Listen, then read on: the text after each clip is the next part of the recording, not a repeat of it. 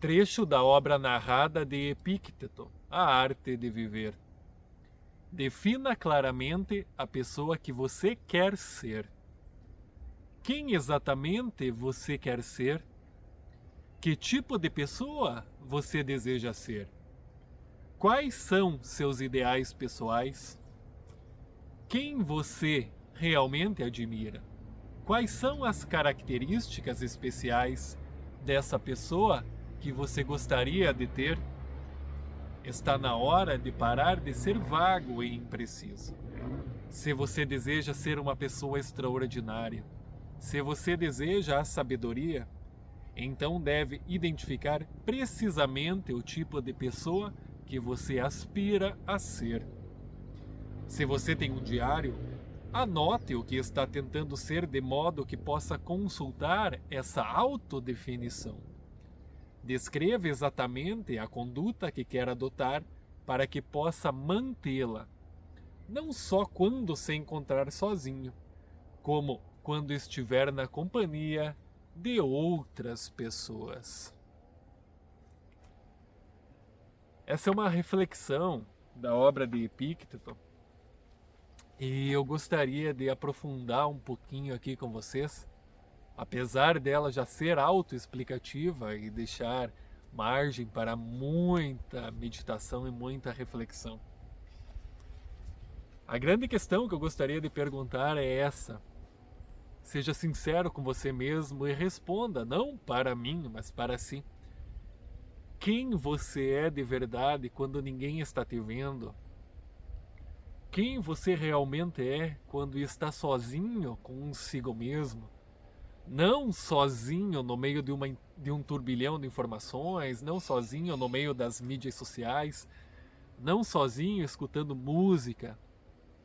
Quando você está sozinho, no seu estado contemplativo, de meditação, de contemplação. Hoje em dia nós criamos vários eus. Para Jung isso se chamava máscara.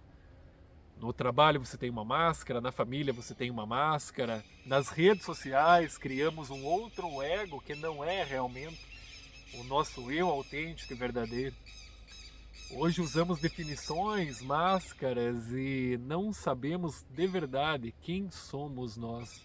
Então a grande questão e a grande reflexão que eu deixo para vocês nesses momentos é: quem você é de verdade quando está sozinho? Com base nesse texto de Epícteto, fica claro que ter uma meta, ter algo que realmente preencha o nosso ser de verdade, nosso interior, é algo que deve ser buscado por nós incessantemente e de modo incansável. Tem bastante mosquito, por isso que eu fico me batendo aqui. Vocês devem estar pensando o que deve estar acontecendo, mas é mosquito demais hoje. Começou a esquentar, vinha de uns dias meio frios, e agora os mosquitos estão atacando. É sem filtro, é sem edição, sem cortes, de modo natural, como é o lema desse canal, cada vez tentando ser mais autêntico com vocês, fugindo desse mundo de ilusões, onde tudo tenta ser perfeito, tenta ser bonitinho, e a gente sabe que a verdade não é essa. Somos seres que temos falhas, que temos coisas boas também, mas sempre com o lema desse canal, o objetivo desse canal, de sempre buscar essa reforma interna, essa melhora contínua, que é a reflexão nossa. Com base nessa conduta de buscar uma meta, de fazer algo que nós devemos encontrar como motivo especial de existência, de existir, de agregar valor, tenho como exemplo Viktor Frankl. Viktor Frankl foi um dos prisioneiros do campo de concentração nazista, dentre os milhares, milhões de pessoas que passaram por eles durante o Holocausto.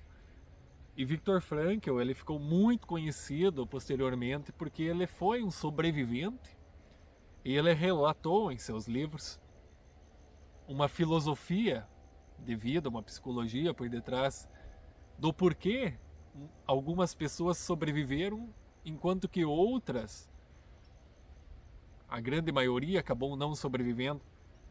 E apesar dele passar por eventos extremos, como frio extremo, alimentação zero, doenças e tudo mais que havia de pior na humanidade, porque quem fez isso não tinha escrúpulo nenhum para com eles.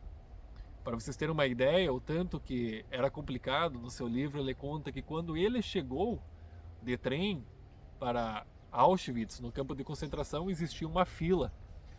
E nessa fila os guardas falavam direita, esquerda, aleatoriamente, sem critério nenhum. Quando ele saiu dos campos, muito depois que ele descobriu que quem ia para a direita já ia direto para a fornalha ou para o forno ser incinerado.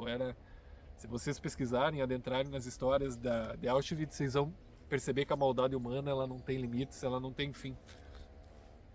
Mas voltando, por que Viktor Frankl ele sobrevive quando que a maioria dos seus companheiros acaba não sobrevivendo?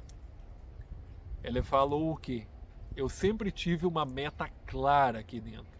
Eu sempre tive algo que me inspirou e fez com que eu lutasse, perseverasse mesmo em condições extremas.